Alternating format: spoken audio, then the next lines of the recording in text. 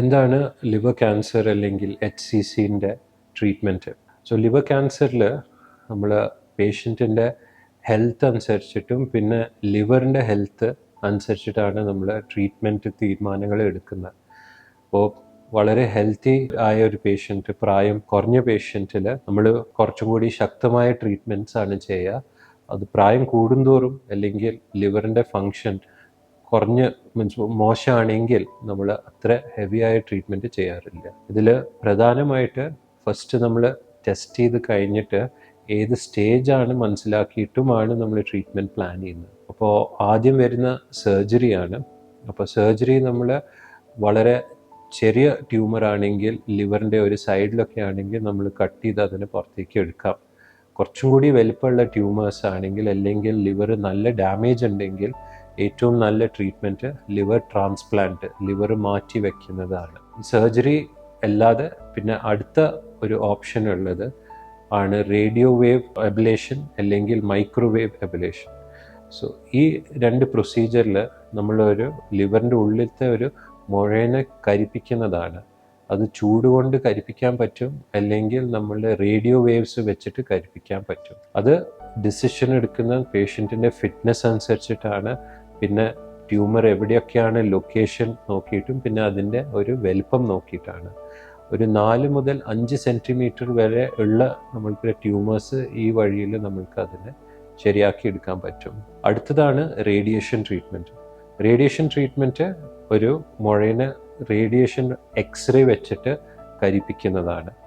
അതിലും ഒരു പ്രത്യേക വലിപ്പം കഴിഞ്ഞാൽ ചില പേഷ്യൻസിൽ ബുദ്ധിമുട്ടാണ് ചെയ്യാൻ. പക്ഷേ ഒരു 6 മുതൽ 8 സെൻറ്റിമീറ്റർ ഉള്ള ചില മുഴകൾ റേഡിയേഷനിൽ നല്ല റെസ്പോൺസ് കിട്ടാറുണ്ട്. പിന്നെയാണ് വരുന്ന ടേസ് അല്ലെങ്കിൽ ടാർ പറയുന്ന പ്രൊസീജിയേഴ്സ്. സോ ടേസ് കുറച്ചും കൂടി ഒരു പുതിയ ഒരു പ്രൊസീജിയറാണ്. അതിൽ നമ്മളുടെ ആൻജിയോഗ്രഫി വഴി നമ്മൾ കയ്യിലൊരു ലൈൻ ഇട്ട് ഒരു IV ആക്സസ് ചെയ്തിട്ട് ലിവറിൻ്റെ ഞരമ്പിൻ്റെ ഉള്ളിൽ എത്തിയിട്ട് മുഴേൻ്റെ അടുത്തെത്തി ആ ഒരു ഭാഗത്തിൽ മാത്രം കീമോതെറപ്പീൻ്റെ കുറച്ച് ചെറിയ ചെറിയ സീഡ്സ് ഇഞ്ചെക്റ്റ് ചെയ്ത് കൊടുക്കുന്നതാണ്. ഇത് കുറേം കൂടി വലിയ ട്യൂമേഴ്സിന് യൂസ് ചെയ്യാൻ പറ്റും. ആൻഡ് ട്യൂമേഴ്സിനെ ആ രീതിയിൽ ഷ്രിങ്ക് ചെയ്യാൻ പറ്റും. ഇതിൻ്റെ വേറെ ഫ്രണ്ടാണ് ടാർ. അത് കീമോ ഉപയോഗിക്കുന്ന പകരമായിട്ട് നമ്മളുടെ റേഡിയേഷൻ എമിറ്റ് ചെയ്യുന്ന ചെറിയ സീഡ്സ് ഉണ്ട്. സീഡ്സ് പറഞ്ഞാൽ ചെറിയ ചെറിയ ഉണ്ടകൾ പോലെ. അത് ആ ഒരു ഭാഗത്തിൽ നമ്മൾ റിലീസ് ചെയ്തിട്ട് ലിവറിൻ്റെ ഗ്രോത്തിനെ ടാർഗറ്റ് ചെയ്യാൻ പറ്റും. ഈ എല്ലാ ഓപ്ഷൻസ് ചെയ്യാൻ പറ്റിയിട്ടില്ലെങ്കിൽ അപ്പോഴാണ് നമ്മളുടെ നെക്സ്റ്റ് സ്റ്റെപ്പ് വരുന്ന നമ്മളുടെ സിസ്റ്റമിക് തെറപ്പി. സിസ്റ്റമിക് തെറപ്പി പറഞ്ഞാൽ നമ്മളുടെ ഓറൽ ഗുളികയായിട്ട് ട്രീറ്റ്മെൻറ്റ് ചെയ്യുന്ന അല്ലെങ്കിൽ ഇഞ്ചക്ഷനായിട്ട് ചെയ്യുന്ന ട്രീറ്റ്മെൻറ്റാണ്.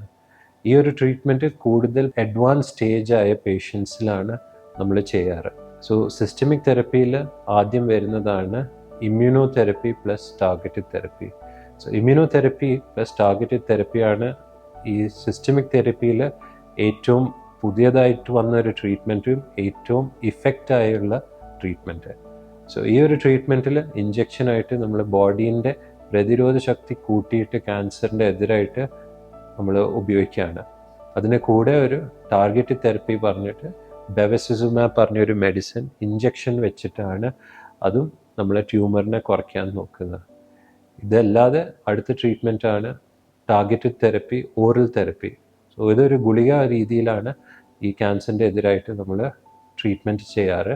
അതിൽ 2-3 ടൈപ്പ് മരുന്നുകളുണ്ട് ക്യാൻസറിൻ്റെ എതിരായിട്ട് പ്രവർത്തിക്കുന്നത്. പിന്നെ ഈ ട്രീറ്റ്മെൻറ്റ്സ് കഴിഞ്ഞിട്ടും വേറെ കുറേ ഓറൽ ടാബ്ലറ്റ്സും ഉണ്ട്, ഇഞ്ചക്ഷൻസും ഉണ്ട് ഉപയോഗിക്കുന്ന.